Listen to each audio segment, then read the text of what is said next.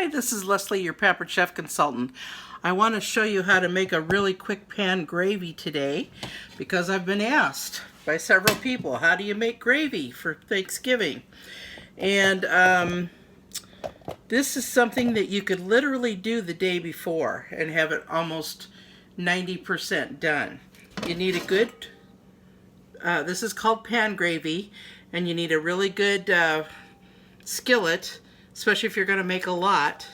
This is our stainless steel skillet with a non-stick surface inside. I love, love, love it because it has all the best features of a stainless steel skillet, which you want for searing meat and things, but it's easy to clean. So here we go. You're going to need a whisk.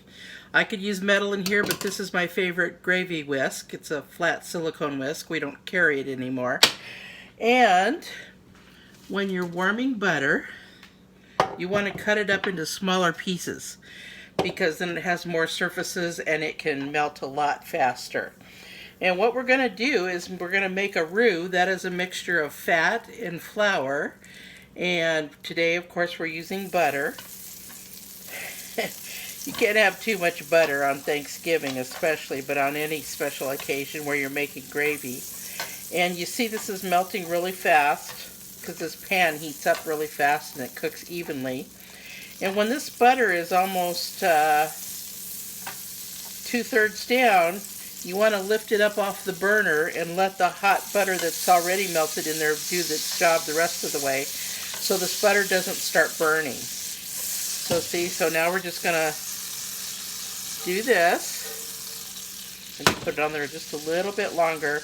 But if you put one big cube of butter in there, some of it's going to start burning before you get the rest of it melted. And I'm actually making a huge amount of roux today. So you might want to start with 1/4 cup of butter and 1/4 cup of flour. And you don't have to use all the roux in your gravy. Okay, so here we go. Just let that melt the rest of the way. And then you're going to use broth or something, which I did not get out. I'm going to have to get out. And then we're going to use about the same amount of flour in there. So 1 stick of butter, I think, I hope, is about 1/2 cube of flour. Now, stir constantly. Turn your burner down a little bit. Stir constantly. And what you want to do is cook this roux long enough that you cook the proteins out of the flour that make that floury taste. So it's this simple, and I've got to get some broth here like immediately.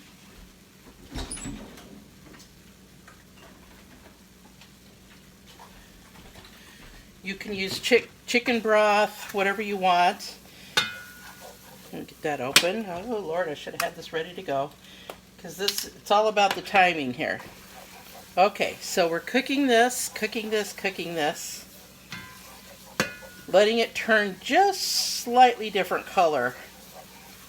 You don't want it, the longer you cook your roux, the nuttier the flavor is. So you can cook this until it turns kind of a dark reddish brown color.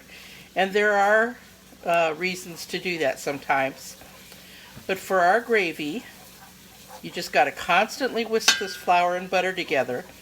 Another way to make gravy is to put your broth in your pan after your meat is cooked and stir up all those brown bits, and then you mix flour and water together in a bowl and whisk it. And my tip for that is don't put all the flour and water together at once.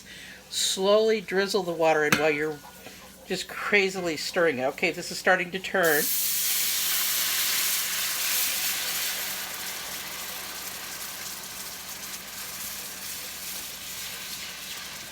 Okay, and the thing is, the longer you cook this, the thicker the gravy will get.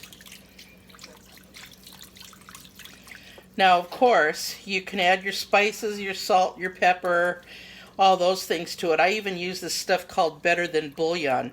That's my favorite flavoring to add to gravies and sauces. And it's kind of like a gooey bouillon in a jar, and it's wonderful stuff. So there you go. You've got your gravy started. You cook it up a little bit so it's thickened. Then you cool it off if you're doing it the day before. And then the day of, heat it back up, add all your turkey or other meat juices to it. I would strain them and add it to it, and you'll have a wonderful flavored gravy. And again, just simmer it until it thickens up. And there you go. There's your pan gravy. Bon appetit.